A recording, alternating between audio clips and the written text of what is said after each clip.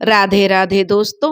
आज हम आपको सुनाएंगे एक राजकुमारी के कार्तिक स्नान की कहानी।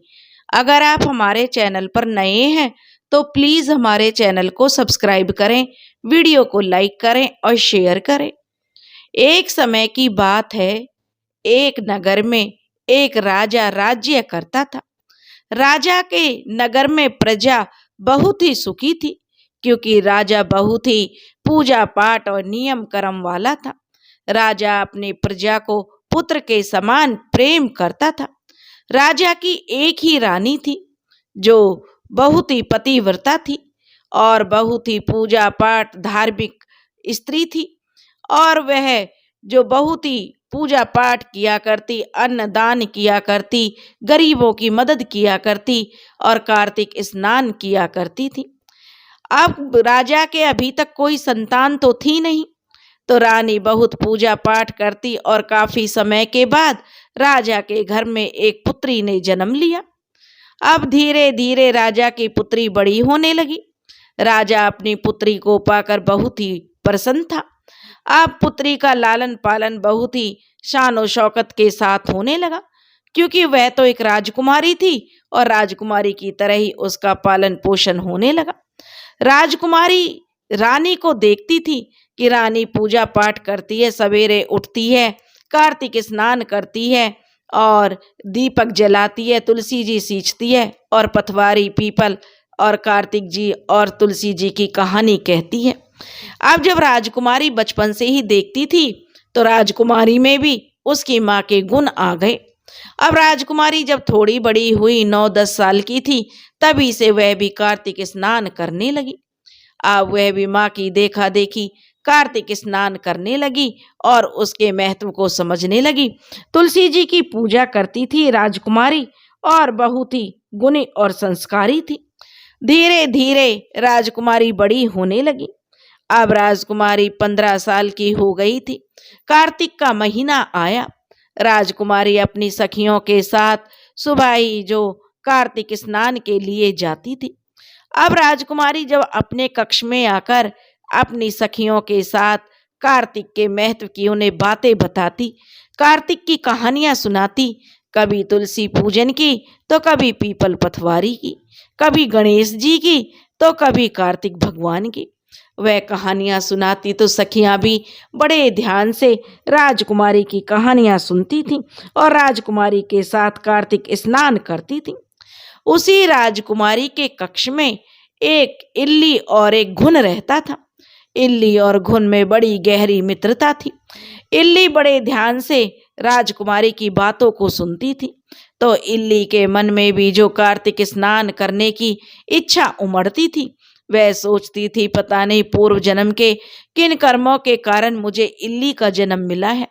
अगर मैं भी कार्तिक स्नान करूंगी तो शायद मेरी भी मुक्ति हो जाए और मेरा भी परलोक सुधर जाएगा। अब वह राजकुमारी की बातों से बड़ी प्रसन्न होती थी। एक दिन इल्ली जो घुन से कहने लगी, घुन चलो ना, हम भी कार्तिक स्नान कर लेते हैं, हमारे भी दिन बदल जाएंगे।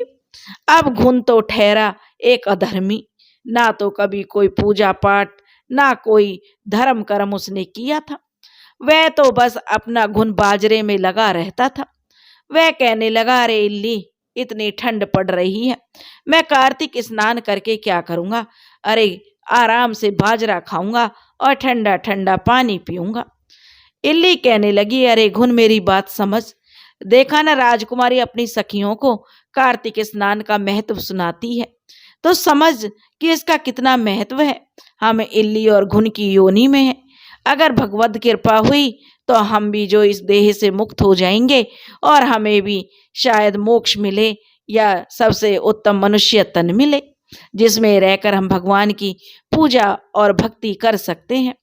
गुण कहने लगा, अरे इल्ली, मेरे पास इतना जो समय नहीं है, तुम्हें कार्तिक स्नान करना तो करो, लेकिन मुझे तो आराम से बाजरे का आनंद लेने दो। अब बेचारी इल्ली जो घुन को समझाते समझाते हार गई, लेकिन घुन के कानों पर जूं नहीं रहेंगी। उसे ना तो कार्तिक स्नान करने जाना था और ना ही वो गया।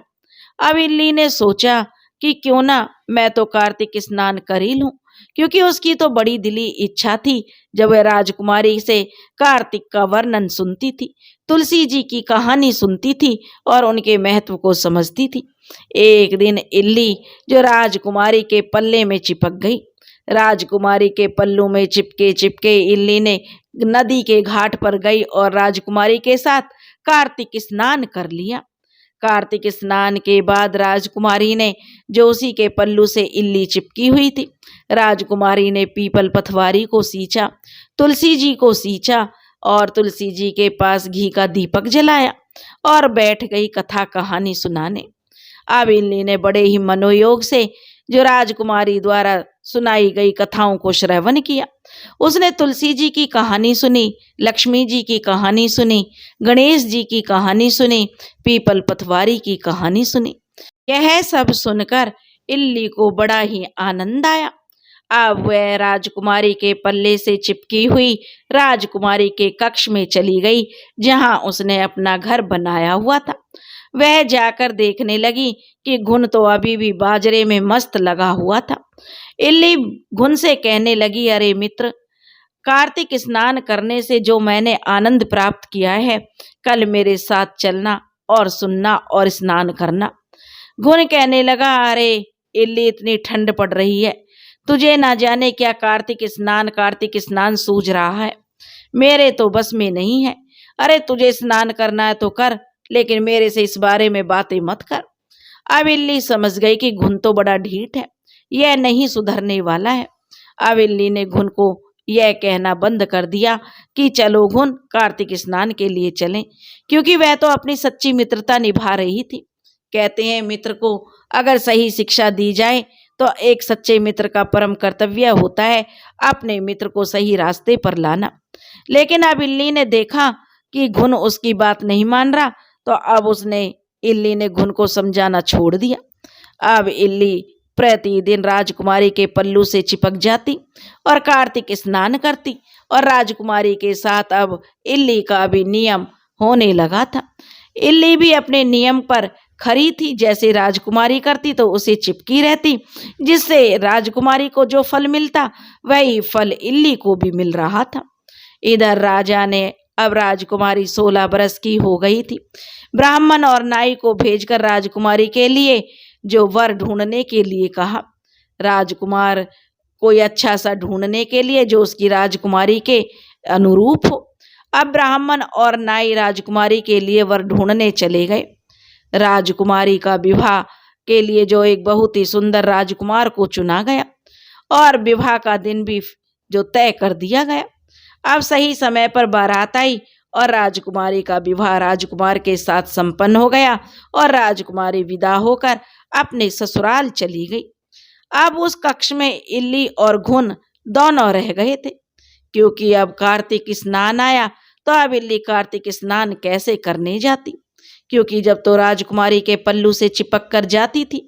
लेकिन अब वह भगवान से प्रार्थना करने लगी, हे प्रभु, मेरी भक्ति का मुझे जो भी फल मिले और मुझे इस काया से जो मुक्ति मिले। धीरे धीरे दिन बीते और इल्ली और घुन दोनों की मृत्यु हो गई। दोनों की मृत्यु हो गई कार्तिक स्नान करने के कारण।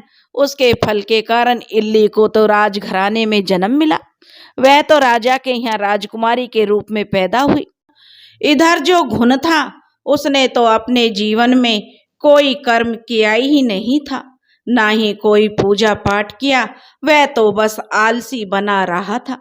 इसलिए उसे उसी राज्य में जहाँ राजकुमारी का जन्म हुआ था इल्ली का, उसी राजघराने के पास एक धोबी के घर में जो गधे का जन्म मिला। अब जो राजकुमारी के जन्म से राजा रानी बड़े प्रसन्न थे, क्योंकि काफी दिनों के बाद राजकुमारी का जन्म हुआ था। पूरे नगर में खुशियां मनाई गई थी। राजकुमारी अपने पूर्व जन्म के कारण, जो पूर्व जन्म में इल्ली थी, तो उसे पूजा पाठ करने का गुण पिछले जन्म से ही मिला था। अब धीरे धीरे राजकुमारी बड़ी हो रही थी और वह बहुत ही पूजा पाठ किया करती थी।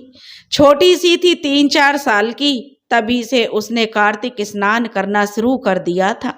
यह देखकर राजा रानी फूले नहीं समाते थे कि उनकी बेटी इतनी संस्कारी है और इतनी भगवान की भक्ति करती है। धीरे धीरे राजकुमारी बड़ी होने लगी, वैसे ही उसकी भगवत भक्ति भी बढ़ने लगी थी। वह हमेशा तुलसी जी की परम भक्त थी, हमेशा तुलसी जी को सींचा करती थी और तुलसी जी के नीचे दीपक जलाती, आरती करती, तुलसी जी की कहानी कहती और हर साल कार्तिक माह में सुबह 4 बजे उठकर नदी पर जाती, नदी के घाट पर जो स्नान करती, पीपल पथवारी सींचती, गणेश जी और लक्ष्मी जी की कहानी सुनती थी। यही राजकुमारी का नियम था। राजा और रानी अपनी संस्कारवान पुत्री को पाकर बड़े खुश थे। उधर जो गधा था वह धोबी के घर में, तो वही धोबी राजा के महल में कपड़े धोने के लिए गधे पर कपड़े लाद कर ले जाता और गधे पर ही कपड़े लाद कर लेकर आता था। वह भी गधा उसी नगर में था। अब धीरे धीरे राजकुमारी 16 साल की हो गई तो राजा ने अपने नाई और ब्राह्मण को बुलाकर राजकुमारी जो पिछले जन्म में इल्ली थी उसके लिए उचित घर और बार देखने के लिए जो नाई ब्राह्मण को भेज दिया। नाई ब्राह्मण एक नगर से दूसरे नगर राजकुमारी के लिए उसके मेल का वर ढूंढने लगे। तभी उन्हें एक राज्य का जो राजा था उसके जो एक राजकुमार और एक राजकुमारी थी। बड़े राजकुमार का विवाह हो चुका था, यानी राजा के 3 संतानें थीं, 2 बेटे और 1 बेटी। बड़े बेटे का विवाह हो चुका था। छोटे बेटे को जो नाई और ब्राह्मण इल्ली जो कि अब राजकुमारी थी उसके लिए पसंद कर लेते हैं और राजा से आकर उनके राज्य और राजकुमार का गुणगान करते हैं। राजा यह सुनकर बहुत ही प्रसन्न होता है कि जैसी उसकी संस्कारवान लड़की है उसी के मेल का जो उन्हें दामाद भी मिल गया है। और सही समय पर बारात आई और राजकुमारी का विवाह संपन्न हो गया। राजकुमारी का विवाह संपन्न हो गया। जिस समय राजकुमारी की विदाई हो रही थी और राजकुमारी के लिए पालकी सजाई जा रही थी, उसी समय राजकुमारी विदा होकर जैसे महल से निकली, उसी समय वही धोबी उस गधे को लेकर महल की तरफ चला आ रहा था।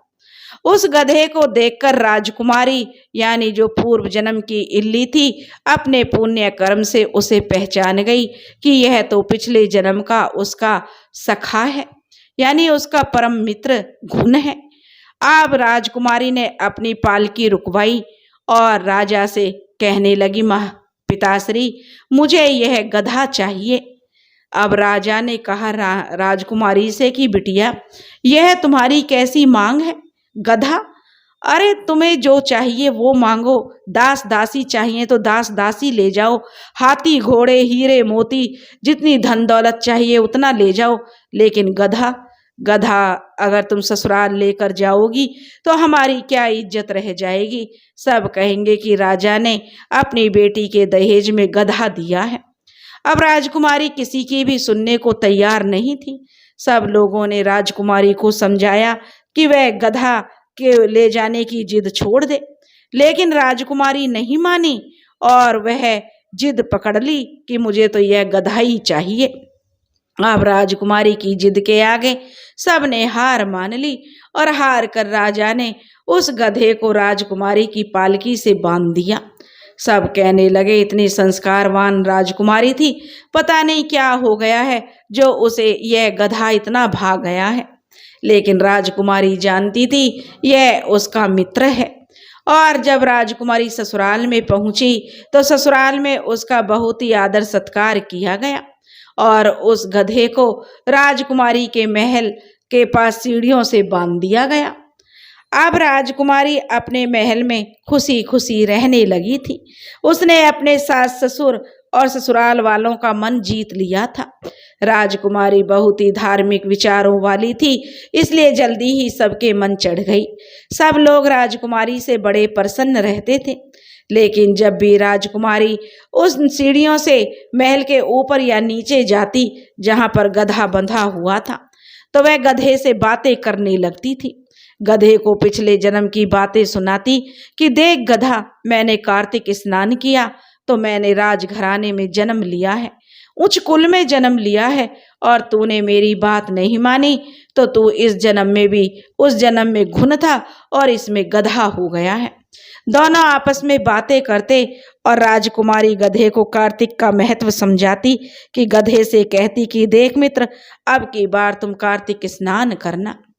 ऐसे वह बातें करती। यही था कि जब भी वो उधर से निकलती तो गधे से बातें जरूर करती, लेकिन गधा जब उससे पानी मांगता तो वह उसे पानी पिला दिया करती और उसके खाने पीने का उचित प्रबंध करवा दिया था। एक दिन की बात है, राजकुमारी अपने महल से नीचे आ रही थी। तभी उसने देखा कि गधा सीढ़ियों के पास बैठा हुआ है। तो राजकुमारी जाकर गधे के पास बैठ गई और उससे बातें करने लगी। जब वह गधे से बातें कर रही थी तभी उसकी जो ननंद थी उसने राजकुमारी को देख लिया कि राजकुमारी गधे से क्या बातें कर रही है। वह सुनने की कोशिश करने लगी लेकिन उसकी समझ में कुछ नहीं आ रहा था। वह सोचने लगी, अरे यह मेरी जो भाभी है यह तो जो कोई जादूगरनी है, जरूर इसने कोई टोना टोटका किया है जिसके कारण मेरा भैया इसके बस में हो गया है। मेरे माता पिता भी इसके बस में हैं, कोई भी इसके बारे में कुछ नहीं कहता है। यही तरह तरह के विचार अब उसकी ननंद के मन में आने लगे और वह काफी देर तक उनकी बातें देखती रही, सुनती रही। राजकुमारी गधे के साथ हंस हंस कर बातें कर रही थी।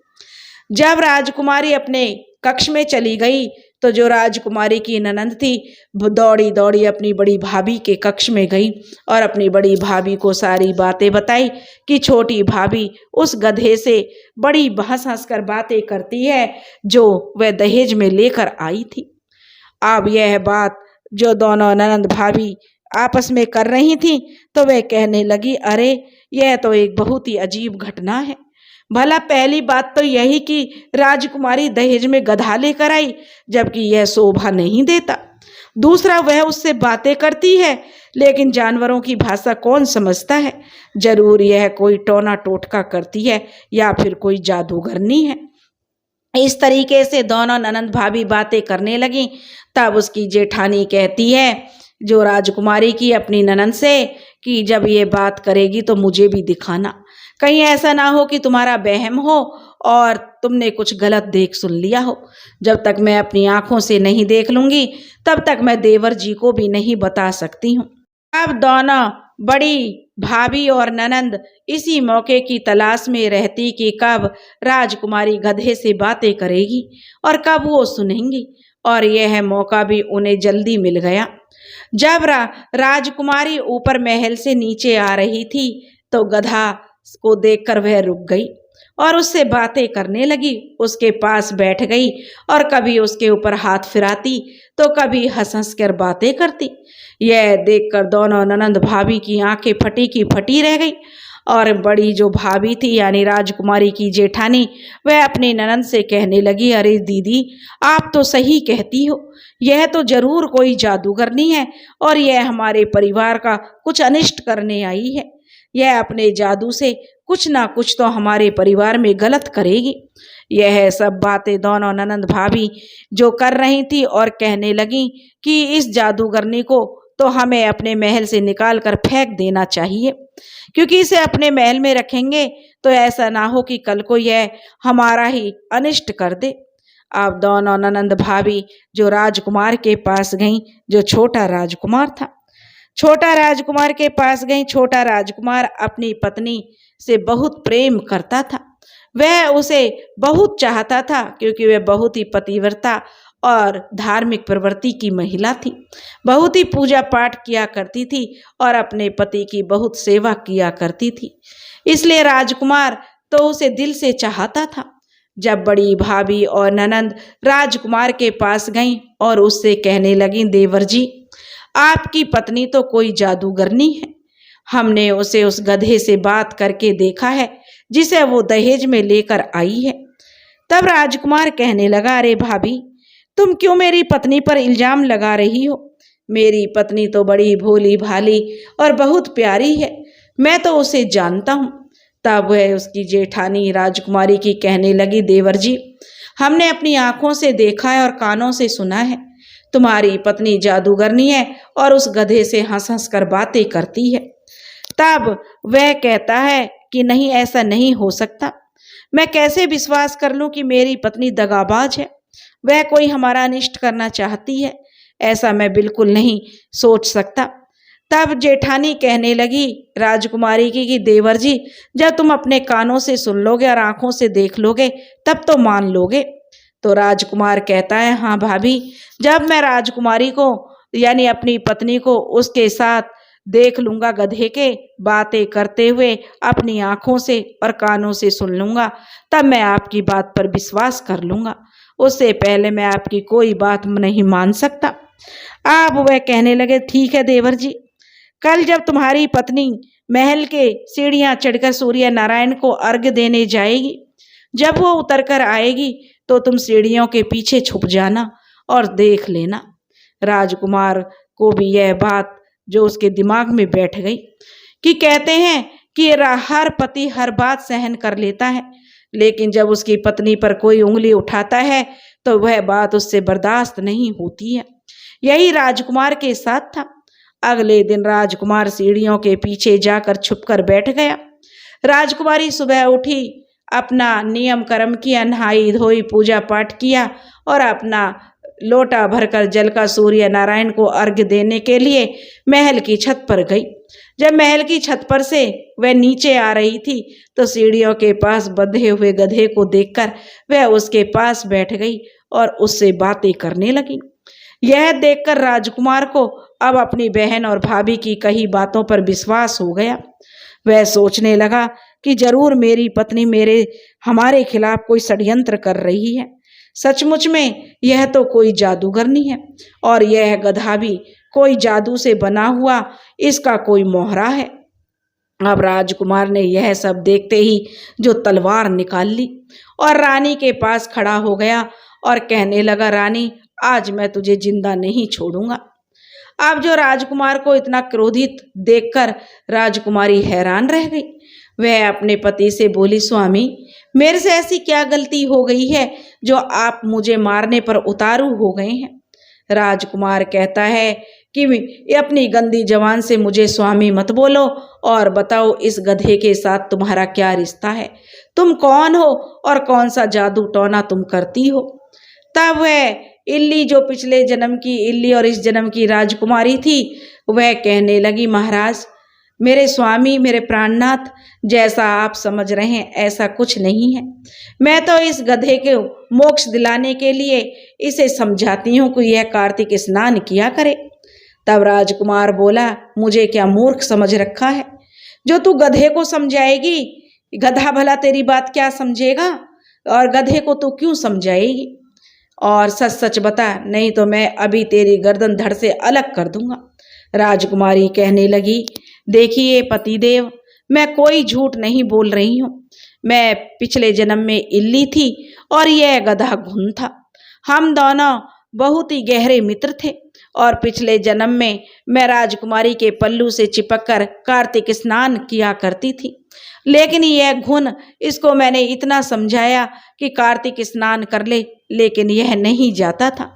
मैं अपने कार्तिक स्नान के फल के कारण मुझे जो राजघराने में जन्म मिला, लेकिन मुझे अपने पूजा पाठ और कार्तिक स्नान के कारण पूर्व जन्म की याद थी।